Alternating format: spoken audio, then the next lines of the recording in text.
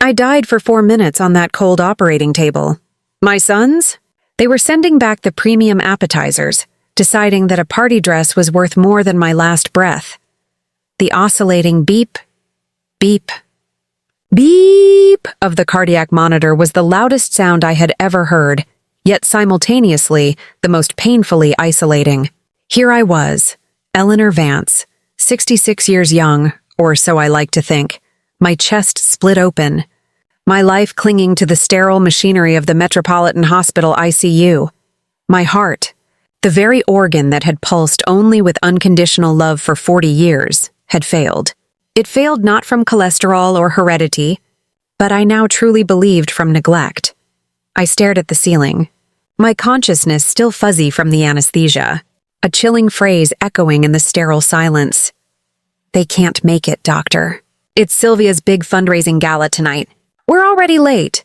That was Graham, my eldest, 39, the one whose expensive college tuition I paid by scrubbing floors at night, the one who dismissed the imminent possibility of my death with the casual arrogance of a man rescheduling a dentist appointment.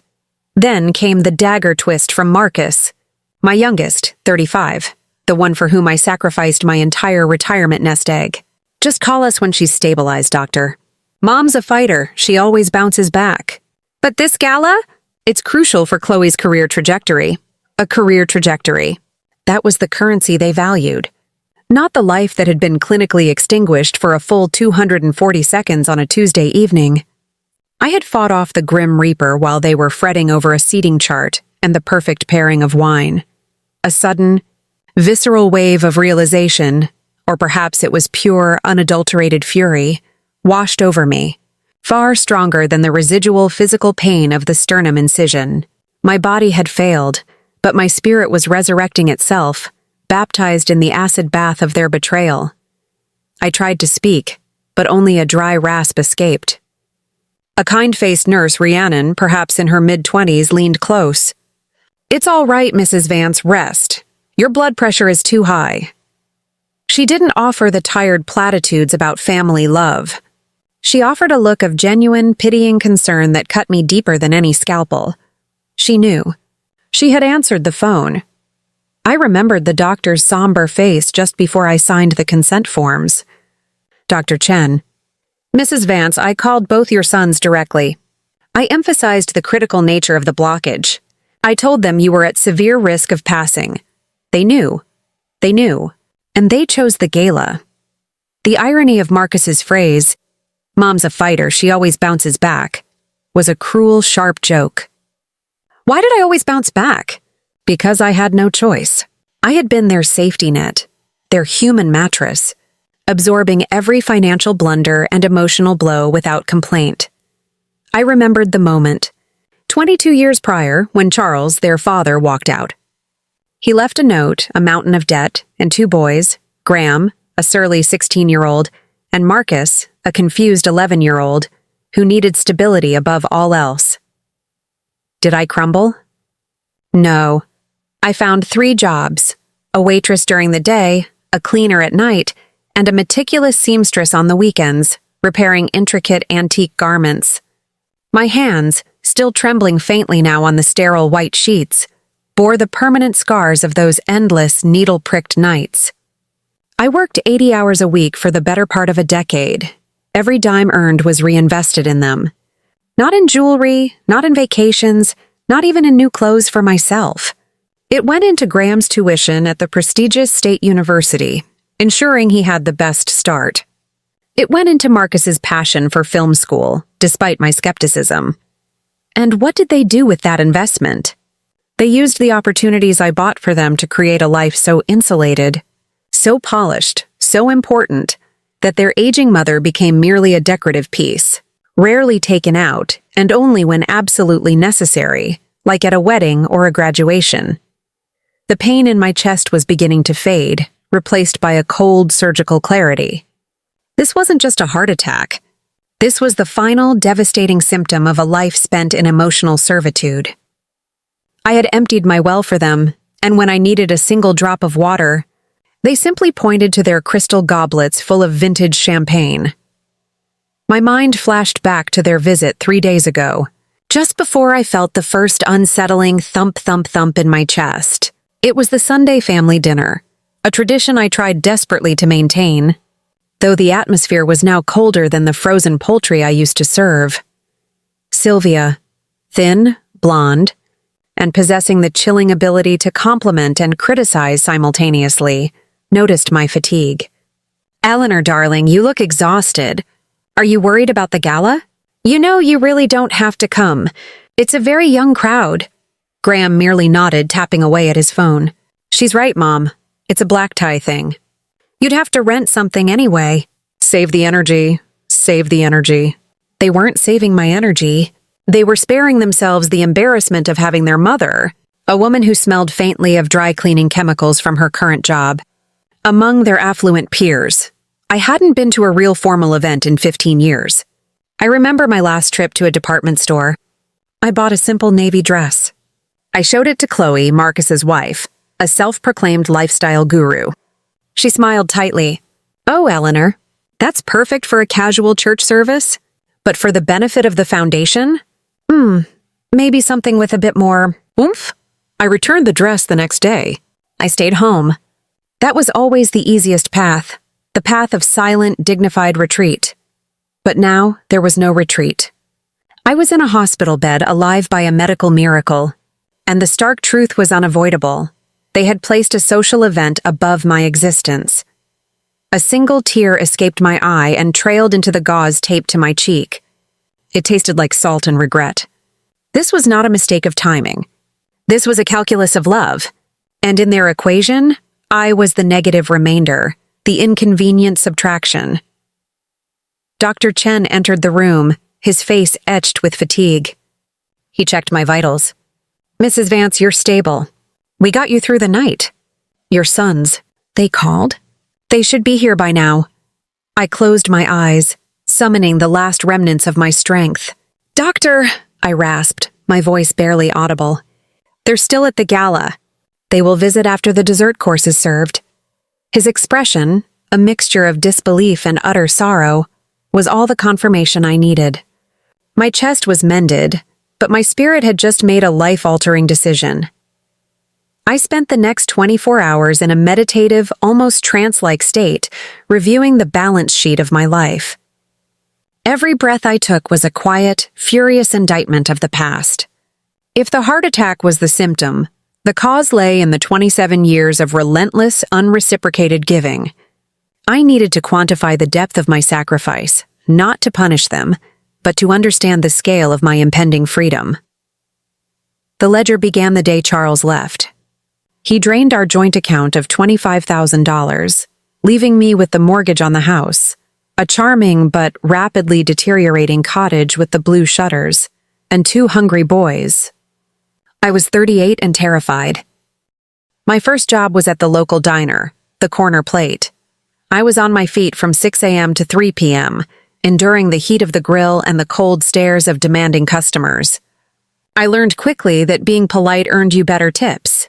My uniform always smelled faintly of burnt coffee and desperation. The second job was the Soul Crusher, the evening cleaning shift at an office building. From 6 p.m. until midnight, I pushed a heavy cart through dark, echoing corridors. I cleaned up the spilled coffee and the forgotten lunches of people who earned in a week what I earned in a month. I often felt like a ghost haunting the prosperity I would never attain.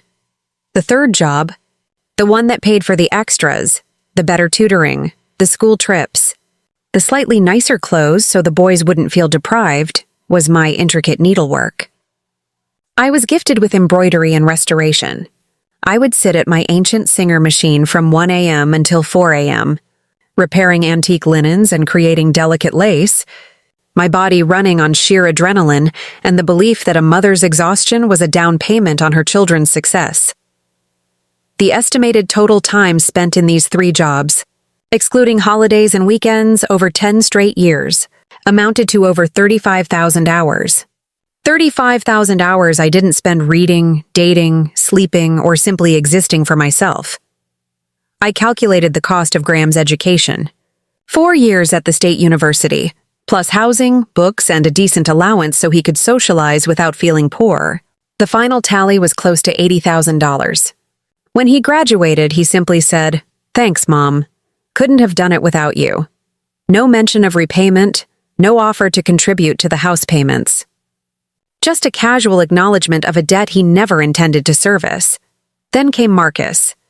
He wanted film school, an expensive private arts institution. I took out a second mortgage on the Blue Cottage, the home I cherished, raising the debt by another $60,000. Marcus promised a glorious future where he would direct blockbusters and buy me a lavish retirement home. He graduated, moved to Los Angeles, and became a production assistant, constantly lamenting the low pay and the high cost of living. So, the core investment was around $140,000 in tuition and associated costs. That money could have secured my retirement, paid off the mortgage, and left me with enough to travel for 15 years. But I wasn't just investing money. I was investing my future peace in their hands. The biggest betrayal of my self-sufficiency came later. Not through education, but through opportunity. Graham, driven by Sylvia's aspiration for a perfect suburban life, needed a down payment for their sprawling, 4-bedroom house in the prestigious lakeside community. The banks wouldn't lend them the full amount. "Mom," Graham pleaded, standing in my living room, now 42 but sounding like the little boy who needed help tying his shoes. "We only need $65,000 more. If we don't get this house now, the interest rates will kill us. You have that equity in the cottage, right? We'll pay you back, I swear. In 3 years tops." $65,000 was the remaining equity on the Bluebell cottage, my last tangible link to my past, my fortress of solitude. I sold it. I sold the home where I measured their height on the doorframe, where I baked birthday cakes, where I finally felt safe. I sold it and moved into a tiny, cramped apartment, 4 flights of stairs up without an elevator. The loss of my home was the cost of Graham's comfort. 2 years later, Marcus called. His innovative tech startup, encouraged by Chloe, was on the brink of collapse. He needed bridge financing. "Mom, it's just $22,000. It's a sure thing. If you help me now, the seed investors will come in next month, and I'll pay you back triple. It's my only chance. $22,000. That was my entire savings account. The accumulated remainder from the house sale after paying off remaining debts, meant for my final years, for medical expenses, for dignity. Chloe got on the phone. "Eleanor, don't you want to see your son succeed? This is a tiny sacrifice for his enormous potential. You won't even notice it." The $22,000 was lost in 6 weeks. The innovative tech startup was dissolved. Marcus called, not to apologize, but to explain that the market simply wasn't ready for genius. As I lay in the hospital, I totaled the monetary cost, $140,000 for education, $65,000 for the house equity, and $22,000 in lost savings, $227,000, $250,000, the fortune I had spent on raising them to be successful, well-adjusted men. And what did they offer in return when my life was on the line? A 5-minute phone call to the doctor, an excuse about a black tie event, and a promise to visit when things calmed down. The real betrayal wasn't the money, however. The money was merely a tool. The true crippling betrayal was the emotional divestment, the way they casually treated my sacrifices as if they were their birthright. I closed my eyes, a single sharp thought crystallizing in the core of my being. My sons did not owe me money. They owed me humanity, and on the night I died and came back, they proved they had none left to give. I realized I had not spent my life raising 2 men. I had spent it building 2 monuments to selfish entitlement, using my own blood and sweat as the mortar. The next phase of my review focused not on the financial wounds, but on the relentless psychological wear and tear inflicted by the women they married. Sylvia and Chloe were not merely wives. They were the architects of my slow, deliberate isolation. They viewed me not as a mother-in-law, but as an antique they couldn't quite bear to throw away, but felt compelled to keep hidden in the attic. Sylvia, Graham's wife, was a master of the backhanded compliment, the subtle shift in social dynamics. She began her campaign 12 years ago, shortly after their wedding, which I had helped pay for by taking out a personal loan. I remember the first Christmas after the marriage. I had labored for 2 days over my famous traditional English pudding, a recipe passed down from my own grandmother. I brought it proudly to their new impeccable home. "Oh, Eleanor," Sylvia said, her voice dripping with artificial sweetness as she placed it far back on the counter. "It's so quaint. We are actually doing a catered organic dessert bar this year. Guests are really focused on clean eating now, but don't worry. We'll keep yours in the back for the staff, perhaps." For the staff, my cherished family recipe reduced to a treat for the hired help. The message was clear. My traditions, my labor, and my very essence were obsolete and embarrassing in their rarefied modern world. The exclusions became a pattern. Family holidays were slowly usurped. Thanksgiving was now held at Sylvia's parents' expansive estate, a place where I felt perpetually out of place, dressed in my humble attire among furs and diamonds. Christmas rotated, but mine was always the early, small gathering on the 23rd, a necessary obligation to check off before the real. Grand events began. Chloe, Marcus's wife, employed a different, more insidious tactic, the critical concern. She wasn't rude. She was concerned, endlessly and patronizingly so. If I wore a new dress, she would comment, "Eleanor, that blue is brave. It really draws attention to your eyes." Although maybe a scarf to soften the neckline would be more age-appropriate. If I cooked dinner, she would meticulously examine the ingredients. "Do you know how many saturated fats are in this? Marcus is trying to reduce his inflammation. We really need to start thinking about our health, Eleanor. It's not just about flavor anymore. She even tried to manage my social calendar. You're spending too much time alone, Eleanor. You need to get out there. Join a club. Find a hobby. We worry about you being lonely. But we are just so busy, you see." Their concern was not born of love. It was born of a desire to manage the inconvenience that was me. They wanted me to be busy, quiet, and self-contained, so I would require less of their valuable, irreplaceable time. Graham and Marcus, my own flesh and blood, stood idly by. If I ever complained, Graham would sigh and say, "Mom, you're overthinking it. Sylvia just wants you to be happy. She's a perfectionist." And Marcus would shrug. "Chloe's just being Chloe, Mom. She's got high standards. You have to adapt." Adapt. They always demanded I adapt to their lives, their rules, their wives' standards. They never once asked their wives to adapt to the simple presence of their mother. The balance of power was severely tilted. The worst incident of this emotional cruelty occurred 2 years ago, shortly after I moved into the cramped apartment following the sale of the cottage.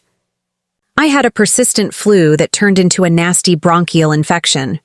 I was genuinely ill, shaking, feverish, unable to climb the 4 flights of stairs to my door. I called Graham first. "Graham, I need you to bring me some soup and maybe a fever reducer. I can't get to the store." "Mom, are you serious? It's Tuesday. I have a major presentation tomorrow. I'm rehearsing. Just call a delivery service. Use one of those apps." I called Marcus. He actually picked up, but I could hear Chloe coaching him in the background. "Marcus, I feel terrible. I really need help." "Mom, look, Chloe and I are on our way to the gym. We need to maintain our routine. Why don't you try asking June? She's your neighbor, right?" "She's retired. She has more free time." June, my sweet neighbor, a woman I had met only 6 months prior, ended up driving me to the urgent care clinic, waiting 3 hours with me, and making me soup for 3 straight nights. My sons, the 2 men I had dedicated my life to, remained utterly unavailable. This was the true terror, the tyranny of obligation. They felt obliged to visit occasionally, obliged to send a card, but never obliged to care. Their actions were transactional, based on what society demanded, not what their hearts dictated. Layings in the ICU, the tubes in my neck and the scar on my chest were physical reminders, but the memory of that flu was the real pain. It proved that in a genuine moment of need, June, a virtual stranger, was more family to me than my own children. The tears that now streamed down my face were not tears of sorrow for myself, but tears of profound grief for the relationship that had died slowly, silently, suffocated by the expensive clothes and lavish parties of their current lives. I realized that I had spent my life worshiping the idea of motherhood, only to find that my children worshipped the idea of success, and success had no room for me. The choice was now terrifyingly clear: continue to exist as a low-priority liability, or claim my autonomy and redefine my worth. The silent alarm in my heart was not just a warning. It was a declaration of war, a war for my own soul. The fourth day in the ICU felt less like recovery and more like a strategic planning session. My heart was mending, but my resolve was hardening into an unyielding, diamond-like core. The core issue, the final straw, was the timing, the gala versus the grave. The evening of my cardiac arrest was Sylvia's annual fundraising gala for the Children's Art Foundation, a cause she championed, mostly for the photo opportunities and the ability to network with wealthy patrons. The ticket price alone for the evening was $1,000 per plate. I had known about the event for 3 months. I had overheard their meticulous planning, the floral arrangements, the live string quartet, the celebrity guest speaker who cost $25,000 just to make an appearance. Every detail was curated for maximum social impact. 3 days before the event, on Sunday, my chest had started to send distress signals. A dull, constant pressure, like a clenched fist inside my ribs, accompanied by a cold sweat. I had tried to ignore it. I rationalized it's stress. It's bad heartburn. Don't ruin Sylvia's big week. I called Graham on Monday morning, my voice shaky. I feel strange, son. The pressure is still there. I might need to go to the doctor. His tone was instantly impatient. Mom, please. This is the busiest week of the year. Sylvia's under immense pressure. Just take a Tylenol and rest. You know, stress can mimic symptoms. Don't create a drama 2 days before the gala. Don't create a drama. His fear wasn't for my health. It was the fear that my inconvenient mortality might disrupt his social schedule. I then called Marcus. He was slightly more conciliatory, but equally dismissive. Mom, I looked it up. If it was serious, your left arm would be numb. See? It's just a panic attack. Why don't you try one of Chloe's meditation apps? Just for tomorrow, please try to stay calm. We need a clear head for the event. They effectively prescribed meditation and Tylenol for a massive impending coronary event. And I, trained over decades to be an agreeable, non-disruptive mother, complied. Tuesday afternoon, the pain became a white-hot spear. I couldn't breathe. I was alone in my small apartment, climbing the 4 flights of stairs when the world tilted and went gray. I managed to call June, my neighbor, with my last surge of energy. June arrived within 5 minutes, took one look at my ashen face and the sweat pouring down my temples, and called 911. In the ambulance, the paramedics were frantic. They administered the first shock, then the second. I remember the smell of burnt hair and the sight of June's tear-streaked face. I lost consciousness for the first time on the way to the hospital. The critical moment, as Dr. Chen later explained, was during the angioplasty. My heart stopped. Clinically, I was gone. 240 seconds. 4 minutes. A lifetime. It was in that 4-minute void, that liminal space between being and nothingness, that the universe delivered its harsh, undeniable judgment on my life. My last earthly thoughts were not about God or regret, but about a velvet gown and a shrimp cocktail. Dr. Chen, in a desperate attempt to secure family presence, called Graham's cell phone during the procedure. He caught him, mid-suit adjustment, heading out the door. The doctor's words were precise. Mr. Vance, your mother has flatlined twice. We have revived her, but she is critical. Her next few hours are unpredictable. You need to come now. Graham, according to Rhiannon, the kind nurse who listened in on the call, lowered his voice conspiratorially. Doctor, I appreciate that. But this is the biggest night of the year for my wife. I can't leave, just do your best, all right? And please don't mention this to any of the guests. We'll be there in the morning." He asked the doctor of cardiac surgery, in the middle of a life-saving operation, not to mention his mother's brush with death to his wife's social circle. Marcus's call was equally cold. He was already at the venue, surveying the elaborate table settings. He told the doctor that his presence would be counterproductive and that Eleanor was prone to dramatic flair, implying the gravity was exaggerated. "She's fine, doctor." "I'm sure of it. She just needs the attention." Those words, "she just needs the attention," were the final, cruel hammer blow.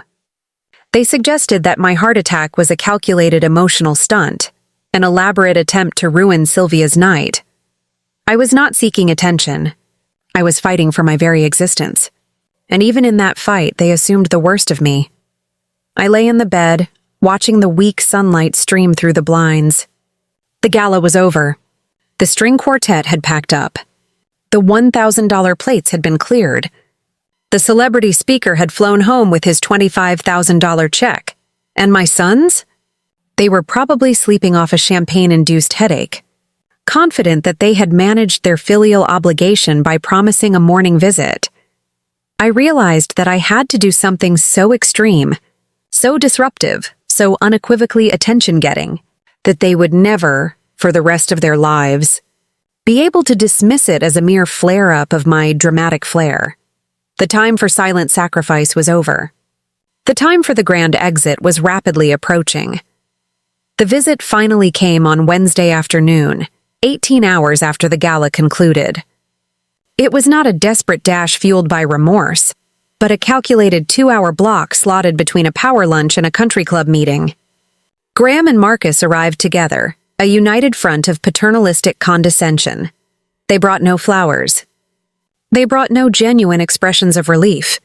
They brought an air of exhaustion from their own busy lives and an underlying irritation that I had caused them inconvenience.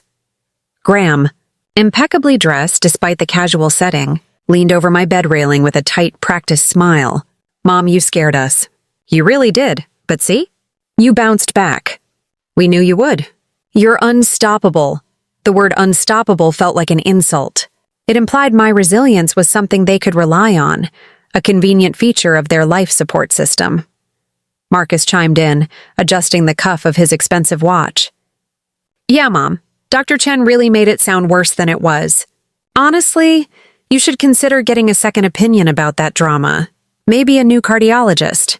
It's not fair to put that kind of stress on us." He was criticizing the doctor who had just saved my life for reporting accurately on my condition. Sylvia and Chloe, the architects of my abandonment, arrived 15 minutes later, having stopped for fresh manicures. Sylvia was wearing a blazer that cost more than my monthly rent. "Eleanor," Sylvia chirped, giving a light air kiss near my forehead, careful not to disturb the wires. "We were so worried sick. But honestly, the gala was magnificent. You should have seen it. It was a huge success. We raised $400,000 for the foundation." Her relief was entirely about the financial success of her event, not the survival of her mother-in-law. It was a clear, unspoken message. My life crisis was successfully managed without disrupting their momentum. I finally spoke, my voice still weak but steady. "I died, clinically, for 4 minutes. Did the doctor explain that to you?" Graham immediately became defensive. "Yes, Mom, he was quite dramatic about it. But the point is, you didn't stay dead. We just had to prioritize. Leaving the gala would have cost me a major client introduction, and Sylvia a huge donation pledge." "That's business, Mom. You understand business. Did I understand business?" I understood the business of scrubbing toilets at midnight to pay for his business degree. Then came the truly horrifying part, the pitch for my future. Chloe, with her lifestyle guru smile, took the lead. "Marcus and I have been talking. You can't live in that apartment anymore, Eleanor. Those stairs are a health hazard. And frankly, we worry about you being alone." Marcus nodded enthusiastically. "Exactly. We've done some research. We found an incredible assisted living community, the Golden Years Retreat. It's clean, has full-time nursing, and they have activities all day long. Bingo. Watercolor movie nights," Sylvia quickly chimed in, eager to offload the responsibility. It's really beautiful, Eleanor. It's about $3,500 a month. We could split it, $1,750 each. It's much better than us constantly worrying if you've fallen down the stairs. $3,500. They wanted to pay $1,750 each to warehouse me to solve their Eleanor problem permanently. This was the ultimate exchange rate. They valued my life at less than half of what they valued Sylvia's gala gown. I looked at my sons. They weren't being cruel. They were being efficient. I was no longer a person to them. I was a logistical problem that required outsourced management. So, I said slowly, testing the newfound strength of my voice, you didn't come when I was dying because you were prioritizing your careers. And now you're here to arrange my permanent removal from your daily lives. Graham looked genuinely hurt by my frankness. Mom, that's unfair. We are offering you security, community. You won't be lonely anymore. Lonely? I laughed, a dry, bitter sound. I have never been lonelier than I am right now, surrounded by the four of you. You want me to be with people my own age so you don't have to see me anymore. You want to buy my silence and my absence for $3,500 a month. Marcus, visibly bristling, stood up.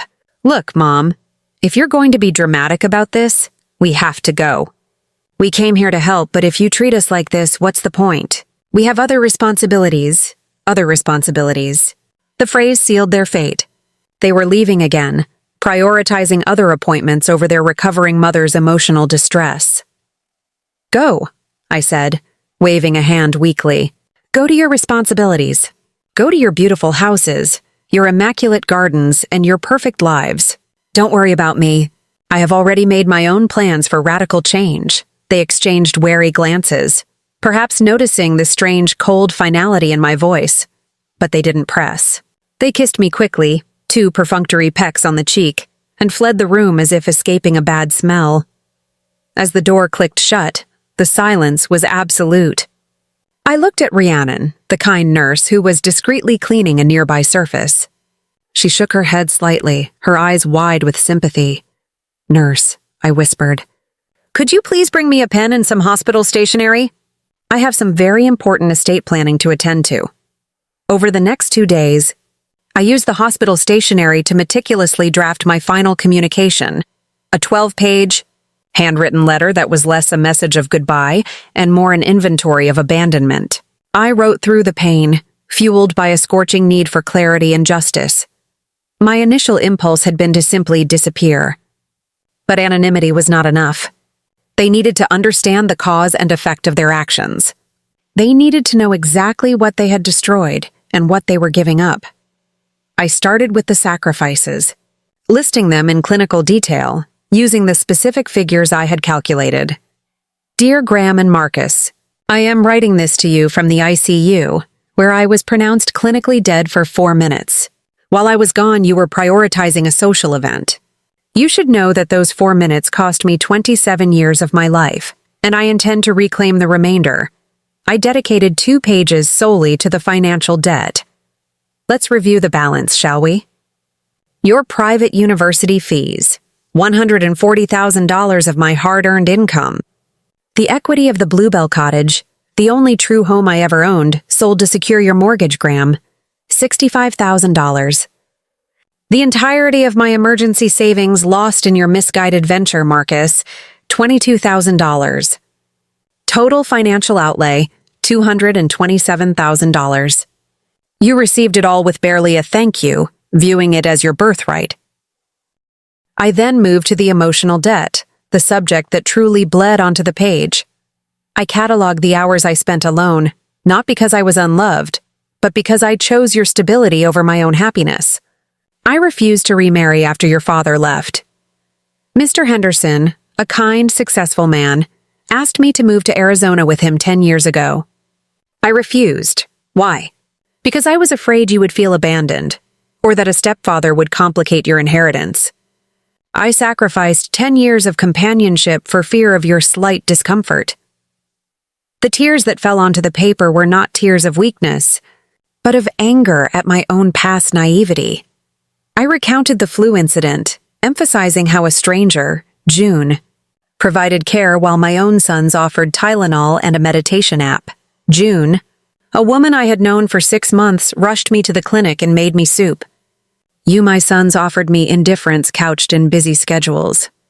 That day, I learned my true value in your calculus.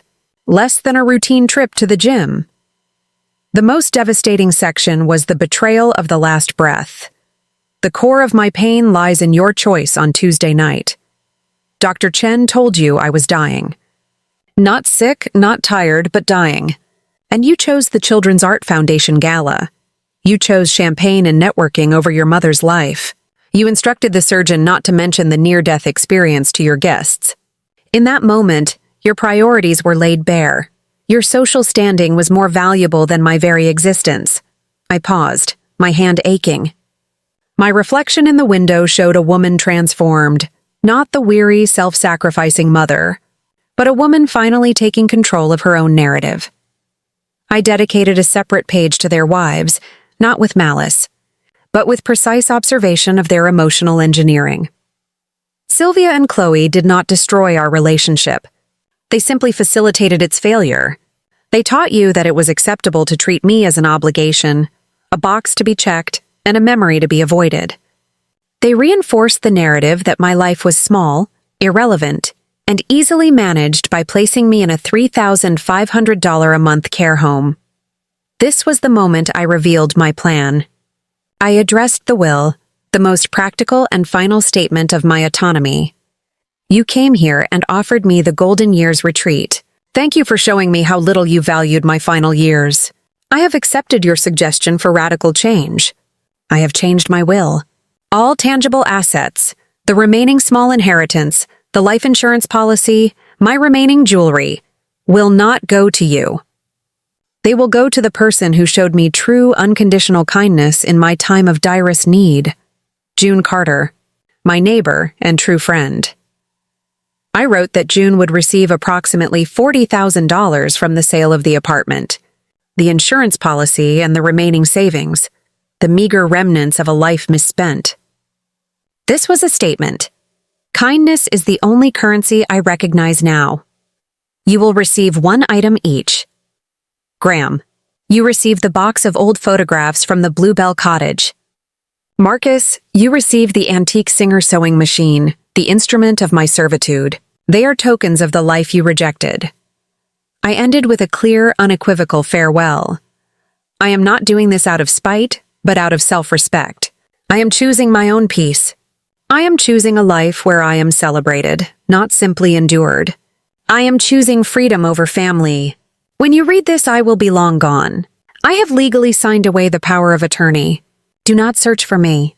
The mother you knew died on that operating table. The woman who left is Eleanor Vance, and her life is finally her own. I signed the last page, my hand steady. It was the most honest, powerful piece of writing I had ever produced. It was my Declaration of Independence. The letter was written, but the execution required stealth, determination, and the unwavering support of my only true ally, June Carter. I had been a prisoner of expectation for too long. Now I would be a fugitive of my own life. I called June on Thursday morning, instructing Rhiannon to give me the phone discreetly. My voice was low, conspiratorial. June, they want to put me in assisted living. But I have another plan. I need your help, but you must promise on your word to never reveal my destination. June was silent for a moment. Eleanor, I wouldn't blame you if you moved to Mars. Tell me what I need to do. I'm retired, I'm bored, and I'd love to stick it to those boys of yours. Her immediate, fierce loyalty was balm to my wounded soul. I outlined the plan, first the legal severance. I had already met with a notary public and my solicitor, Mr. Davison, who visited me under the guise of an old friend.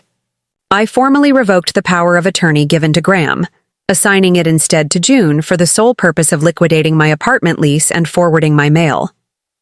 This was to ensure they couldn't control my remaining assets or future correspondence. Second, the financial extraction. My remaining liquid funds, approximately $8,300, were held in a secondary checking account they didn't know about. My emergency fund for emergencies they weren't invited to. June was to withdraw it all in cash, in denominations of $20 and $50 bills. Third, the grand departure. I was scheduled for release on Saturday morning, a time they had casually designated as too early to drive across town. June was to pick me up, but instead of taking me to my small apartment, she would drive me to the long-distance bus terminal. Fourth, the destination. I was not going to Dallas. I was going to Santa Fe, New Mexico. I had always dreamed of the high desert light, the artist's community, and the promise of a life reinvented. It was 1,200 miles away, a distance far enough to ensure my physical and emotional safety. June listened intently, jotting down notes. "When do I give them the letter?" she asked. "Sunday afternoon," I replied, "after they've spent their obligatory hour visiting my empty apartment, thinking I'm resting. I want them to panic. I want them to feel the silence and the absence before they read the facts." The planning was exhilarating. It felt less like running away and more like strategic self-reconstruction. I was meticulously planning my own freedom. On Friday, my last full day in the hospital, I had a final conversation with Dr. Chen. "Mrs. Vance, I need to talk about your recovery. You need a quiet environment, no stress. You have a long road ahead." "Doctor," I smiled, a genuine warm smile that reached my eyes for the first time in days. "I have never been less stressed in my life. The source of my heart trouble has been addressed, not through surgery, but through emotional triage." He looked at me, confused, but intrigued. "I don't understand." "You told me I died because of a coronary event. I know the truth. I died from terminal disappointment. I was revived, and now I have chosen to separate myself from the source of that disappointment. That is the best medicine you could prescribe." He paused, then nodded slowly. "Well, Mrs. Vance, as a doctor, I recommend physical rest. As a human being, I respect your decision. May you find the peace you deserve." I was discharged on Saturday at 9 a.m. Rhiannon, the kind nurse, helped me dress in a simple, loose-fitting travel outfit. She looked at the small, worn travel bag June had dropped off. "I hope you find what you're looking for, Mrs. Vance. I've seen a lot of families in this hospital. Sometimes, the most important recovery is the one you do far away from the people who hurt you." I hugged her tightly. "Thank you, dear. You have no idea how much your kindness meant to me." June was waiting outside in her old sedan. She looked nervous but resolute. She had my papers, the cash, and a roadmap to my new destiny.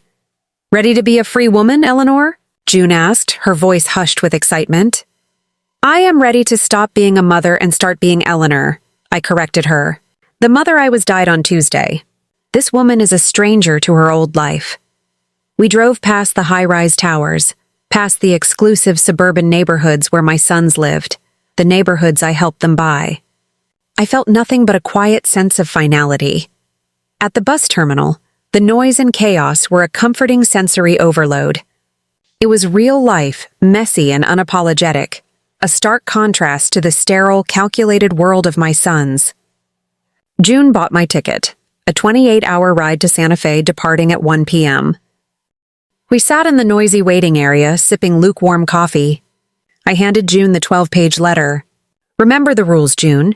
Hand it to them at 5 p.m. tomorrow, Sunday. Do not tell them where I am. You must be convincing, because they will threaten you." June's eyes were wet. "I'm going to miss you, Eleanor. But I know this is right." At 1 o'clock, my bus was called. I stood, hugged June for a long, silent moment, and walked toward the gate. I didn't look back. I boarded the bus and found a window seat. As the bus pulled away from the station, I felt the gentle vibration of the engine, a sound that, unlike the hospital monitor, represented forward momentum. The bus ride was a metaphorical journey as much as a physical one. Each mile put further distance between me and the tyranny of obligation. I watched the familiar metropolitan skyline shrink into the horizon, replaced first by rolling fields, then by the stark, beautiful emptiness of the American Southwest. I sat for 28 hours, not reading, not sleeping much but simply processing. It was the first time in 40 years I had been granted uninterrupted solitary thought. I thought about the wives, Sylvia and Chloe. I realized my anger toward them was misplaced. They were simply products of the culture my sons had embraced. A culture where the elderly and the emotionally demanding were seen as roadblocks to self-optimization. They were the symptoms of my son's deeper inherent narcissism. I thought about the concept of the perfect mother, the impossible standard I had chased my entire life. I had believed that if I sacrificed enough, if I gave up everything, I would earn their eternal love and gratitude. I learned the hardest lesson of all. Unconditional giving creates conditional receiving. They loved me only as much as I gave to them. When the well ran dry, so did their affection. As the bus crossed the New Mexico state line, the light outside changed. It became golden, stark, and utterly unforgiving, illuminating the landscape with an honest glare. I felt the light washing away the smog of my old, suffocating life.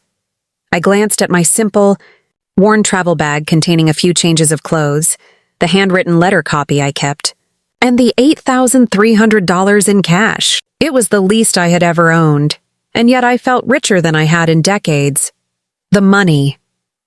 I realized that the $227,000 I had lost to them was not a financial failure. It was the tuition fee for my freedom. It bought them their current lives, and in doing so, it bought me my future one. If I hadn't given them everything, I might have felt obligated to stay and reclaim it. By taking it all, they left me nothing to lose.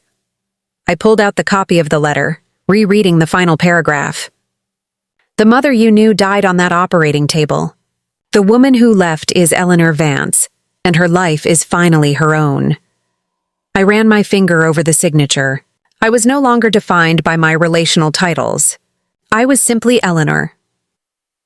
Sunday arrived, marked by the rising sun over the vast red and ochre expanse of the desert. I knew, based on their predictable schedule, that Graham and Marcus would be finishing their brunch around 12:30 p.m., then leisurely heading over to my apartment to make their obligatory check-in visit. They would climb the 4 flights of stairs, carrying a token gesture, perhaps a small houseplant or a box of gourmet cookies. They would knock, use the key they still had, and find the apartment clean, quiet, and empty. They would panic. They would call the hospital, who would confirm my discharge. They would call June, who, according to my strict instructions, would feign confusion and concern. Then, at exactly 5 p.m., June would call them. "I have something Eleanor asked me to deliver to you. Meet me at your mother's apartment now." The image of their faces, pale and drawn as they read the 12 pages of unvarnished truth, was satisfying. Not in a vengeful way, but in a way that felt karmically balanced. They needed to confront the truth of their abandonment, not just the fact of my absence. Around 4 p.m., the bus began its slow descent into the valley of Santa Fe. The adobe architecture, the crisp, thin air, and the scent of pinon smoke felt instantly calming. It was a city that breathed art, history, and resilience. I found a small, family-run guest house near the historic district, paying for 3 nights in cash. I needed time to find a long-term, modest apartment. The owner, a cheerful woman named Maria, showed me to my room. "It's small, but you have a view of the mountains," Maria said, handing me the key. I looked at the Sangre de Cristo Mountains, their peaks painted in shades of violet and rose gold by the setting sun. I unpacked my few belongings. I felt light, not only in body but in spirit. At 5 p.m. exactly, I imagined June handing them the heavy envelope.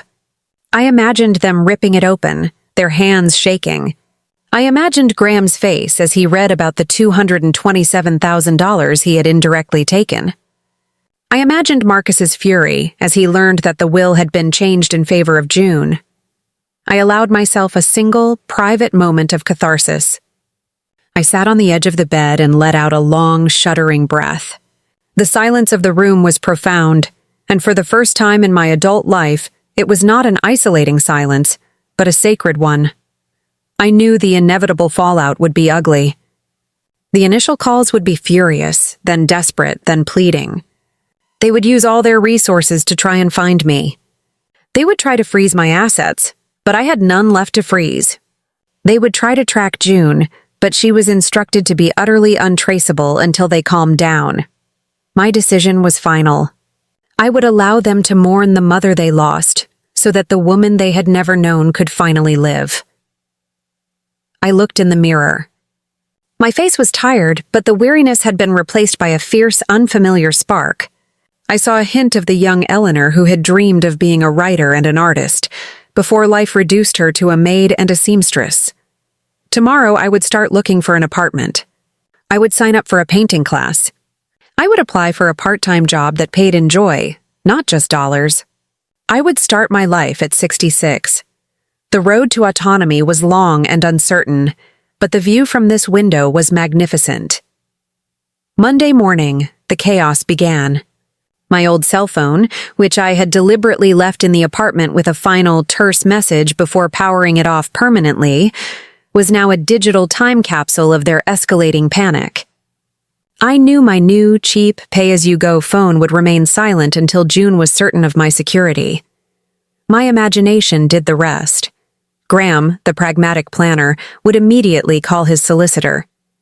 He would attempt to freeze my assets, only to be met with the cold fact that I had already disposed of everything, bequeathing the remnants to June. The revelation that the will was changed, that a virtual stranger had received what he believed was his birthright, would enrage him more than my absence. Marcus, the emotional manipulator, would try to play the victim. He would sob. He would threaten self-harm, as he often did when denied money, and then he would try to coerce June. Sylvia and Chloe would immediately suspect foul play, accusing June of kidnapping or coercion. They would fear the social repercussions, the whispers at the next gala. Did you hear? Eleanor Vance ran away from her successful sons.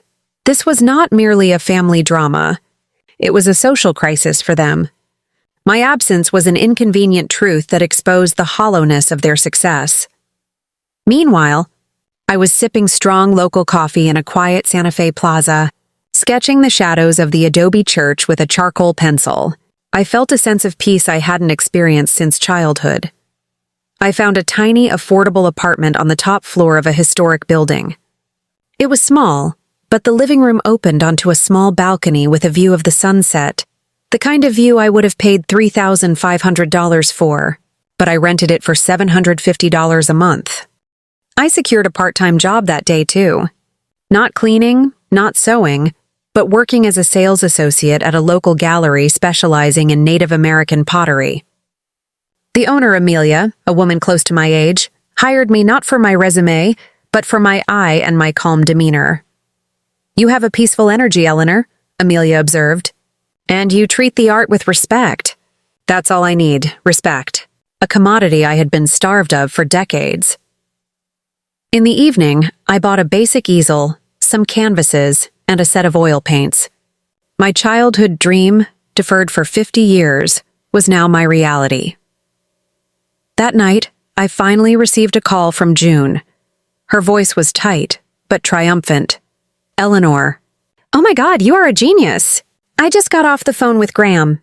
He was absolutely furious. He threatened legal action against me. He couldn't believe you gave me the will. "And what did you tell him, June?" I asked, painting a pale blue wash onto a canvas. I told him exactly what the letter said, that he had 227,000 reasons why you were justified, and that I was simply respecting the wishes of my friend, who needed me more than he needed his inheritance. I told them I honestly don't know where you went. Did he mention the hospital? He did. He said the doctor told him you were calm. He said the nurse, Rhiannon, looked suspicious. He said he knows you planned this to punish them for the gala. "Let him think that," I said gently. "Anger is easier for them to handle than the truth, that their absence killed their mother's spirit." June began to cry softly. "Marcus called me a parasite. Chloe said I manipulated an elderly woman. They don't get it, Eleanor. They truly don't. They are not capable of seeing past their own entitlement, June. That is their tragedy, not mine. Tell me about my grandson, Liam."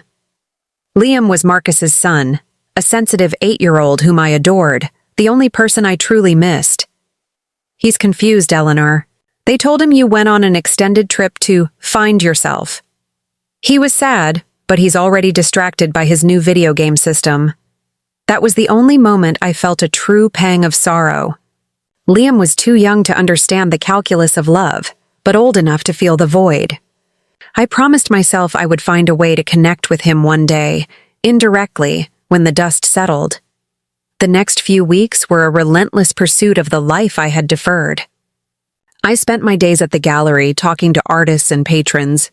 I spent my evenings painting the stark, beautiful landscapes of New Mexico, using colors I had never dared to touch before: vibrant turquoise, deep terracotta, and gold. I signed up for a creative writing class at the local community college, finally embracing the dream of my 20s. My first story, a short piece about a woman who leaves everything behind, was met with praise from the instructor. Eleanor, the instructor, a kind professor named Dr. Vega, said, "Your voice is extraordinary. It is full of pain, yet infused with a fierce hope. You write with the intensity of someone who has seen the other side. I had seen the other side. I had died and been reborn into a quiet, purposeful existence. I was no longer defined by the title of mother. I was defined by the titles of artist, writer, and friend. My heart, the one that had been surgically repaired, now beat with a steady, peaceful rhythm. I had replaced the chaos of obligation with the calling of autonomy." 6 months passed. My life in Santa Fe settled into a rhythm of creativity and calm. The $8,300 was dwindling, but my part-time salary at the gallery, combined with the occasional sale of a small painting, kept me afloat. I was practicing the art of living simply, a luxury my sons would never understand. The chaos from my old life had subsided into a low, persistent drone. June reported weekly. The sun's initial fury had curdled into a mix of entitlement and a fragile sense of guilt. Graham's attempts at legal action failed, as he had no basis to sue me for leaving my own life. His lawyer informed him that my actions were protected by law, and the will change was sound. The $40,000 went straight to June, a fact that Graham found deeply offensive. He couldn't grasp that the money wasn't payment for a service. It was the final, definitive reward for true friendship over false familial connection. Marcus, true to form, tried a different approach: public displays of remorse on social media. He posted old pictures of us, me looking tired but smiling, him as a young child. The caption was always heartbreakingly vague. "Missing my dear mom. Hope you find peace on your journey. The door is always open." This was not genuine remorse. It was damage control. He was trying to preempt the social judgment by painting himself as the heartbroken, abandoned son, rather than the reason for the abandonment. Sylvia and Chloe, however, faced the most significant consequences. The whispers at the galas grew louder. Their friends, women who had mothers of their own, began to view them with suspicion. June reported a devastating piece of gossip. Sylvia was overheard at a charity luncheon trying to explain my disappearance. "She was always a bit dramatic. I think she just wanted to teach us a lesson about visiting more often." The woman she was speaking to responded coldly. "If your mother faked a heart attack and disappeared across the country just to get you to visit, perhaps the lesson is that she needed a better son." The women's social standing, the very thing they prioritized over my life, was now subtly compromised. The ghost of obligation was haunting their perfect lives. I felt no triumph in their discomfort, only a clinical verification of my diagnosis. Their priorities were their punishment. The real joy was in my transformation. I was thriving. I had lost the weary slouch in my shoulders. My hair, now streaked with silver, was cut short and stylishly messy. I often wore the vibrant turquoise colors of the desert, rejecting the neutral tones their wives had prescribed. My art was surprisingly good. It was bold, abstract, and full of the intense emotion I had suppressed for decades. My first painting, a stark piece of red and black representing the heart attack, sold for $800 at a local art fair. I used the money to buy a used, reliable hatchback, a small, tangible symbol of my ability to move freely. without asking permission or relying on anyone.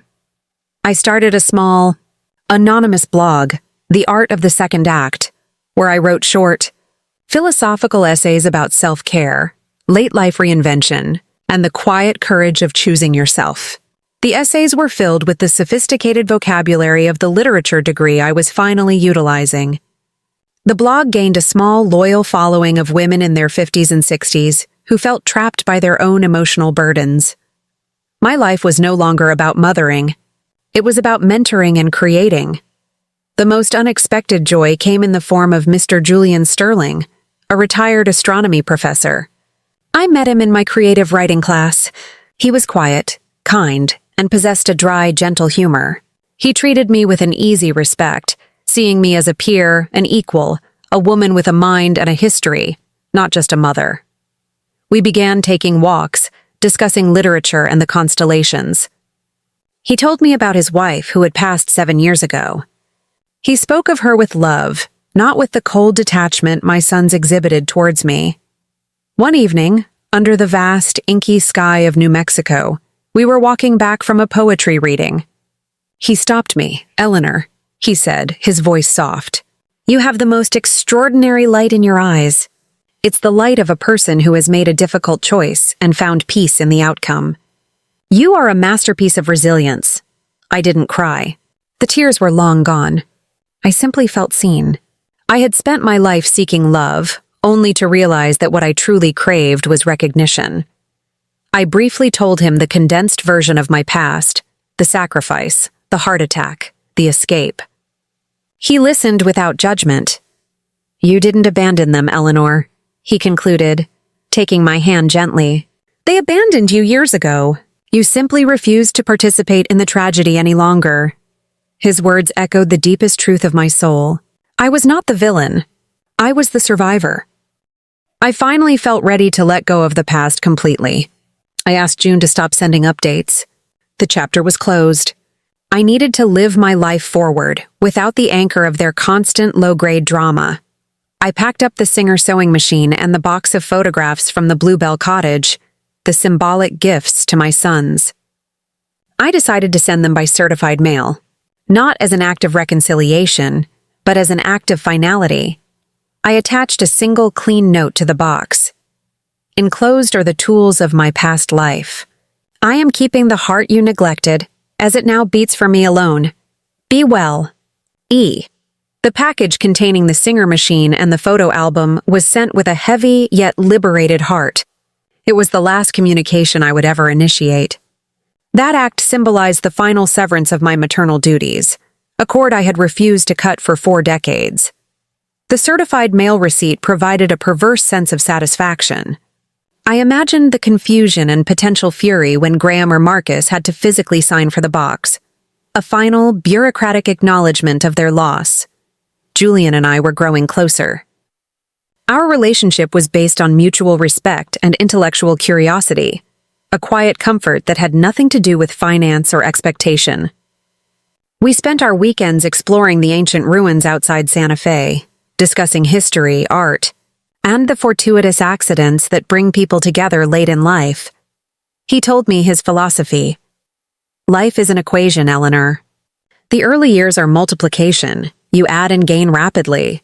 The later years are subtraction. You subtract the noise, the clutter, and the toxicity until all that remains is the essential variable."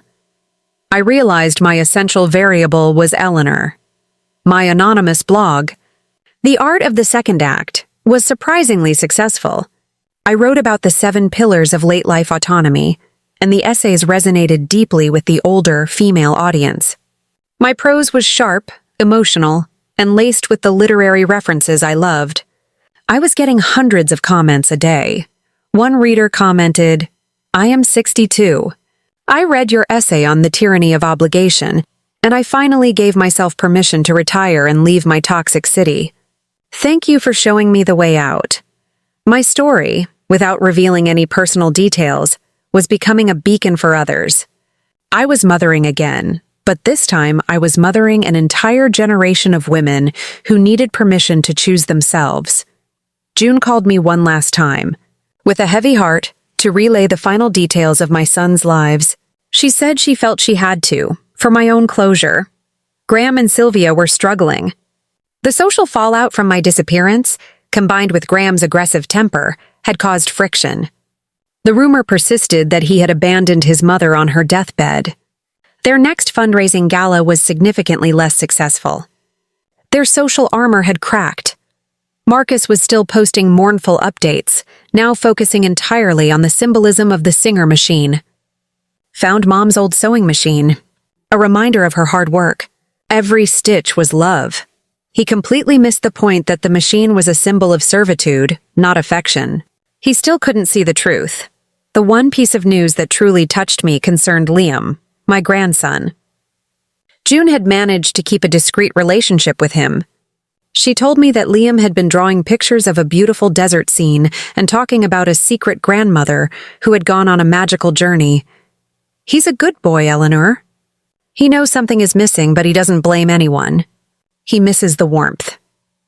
I asked June to send Liam a small anonymous package, a box of high-quality watercolor paints and a book on New Mexico's desert light. A tiny, secret thread connecting the new Eleanor to the boy she still cherished. June's final words were the hardest. Eleanor, I'm cutting off contact now, as you asked. I've done all I can. You are free. I love you. We said our goodbyes, and I finally severed the last line connecting me to my old, suffocating world. The silence that followed was immense. It was the sound of a slate wiped clean. I focused my energy on my own development. I was writing a novel, a fictionalized account of my life's journey, infused with the dramatic flair of my literary training. The book was a tool for transformation, both for me and, hopefully, for my future readers. Julian was my first and most honest editor. He read my drafts, offering insightful criticism and unwavering encouragement.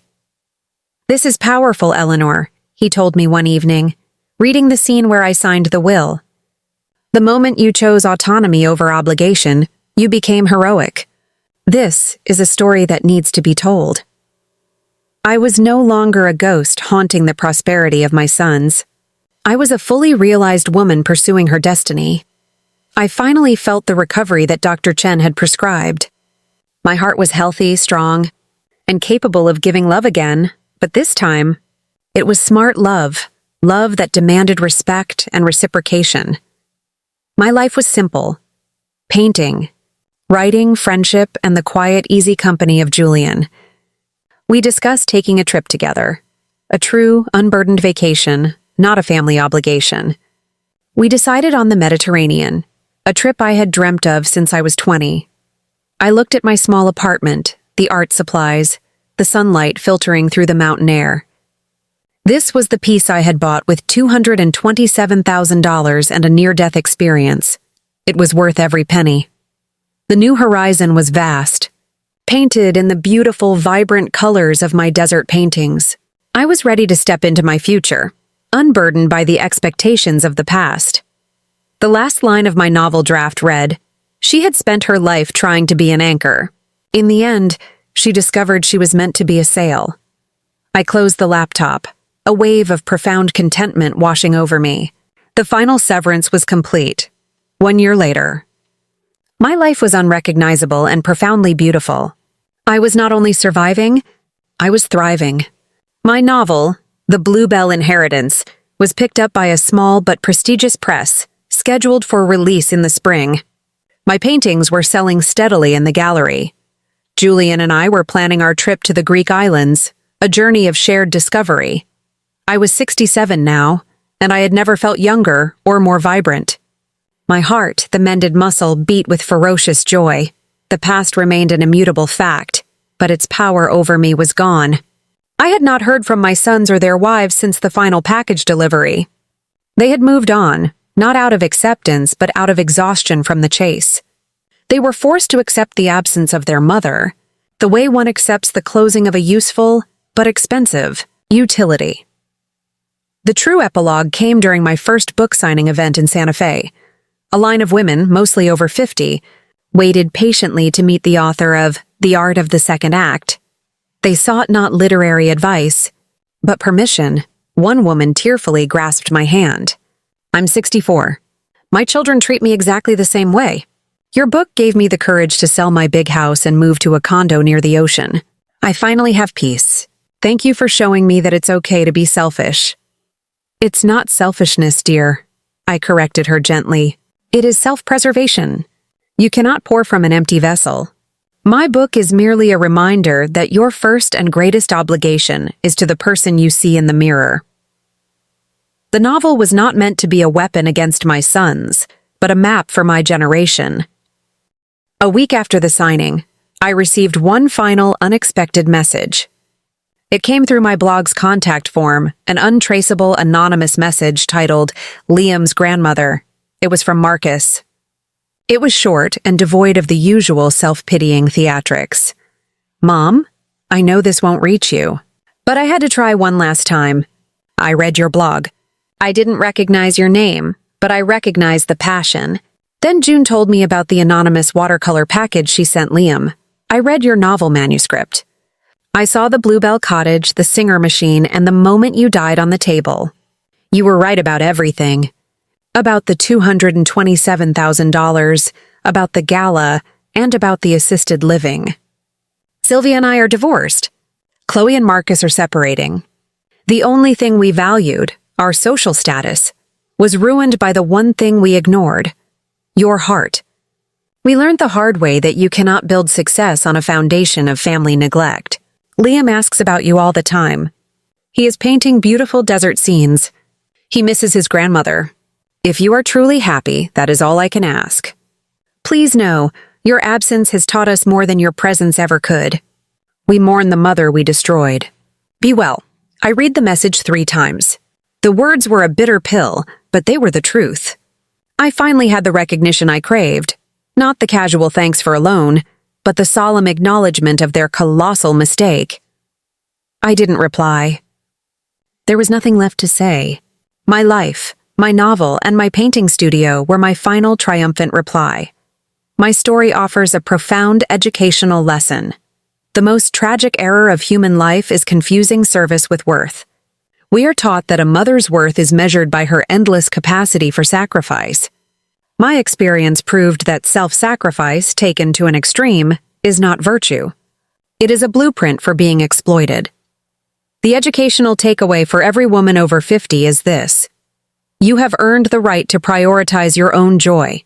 You are not a human resource to be managed, but a unique individual with dreams that do not expire.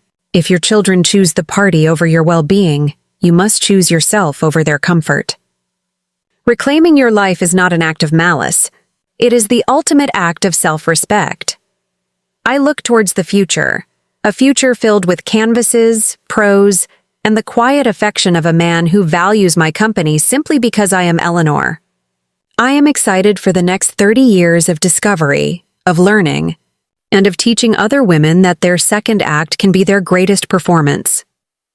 The price of a mother's heart was steep, but the currency of autonomy I received in return was priceless. I lost 2 sons, but I gained myself. And that, I realized, was the only inheritance that truly mattered. My life began when my old heart stopped beating. Now it beats with purpose.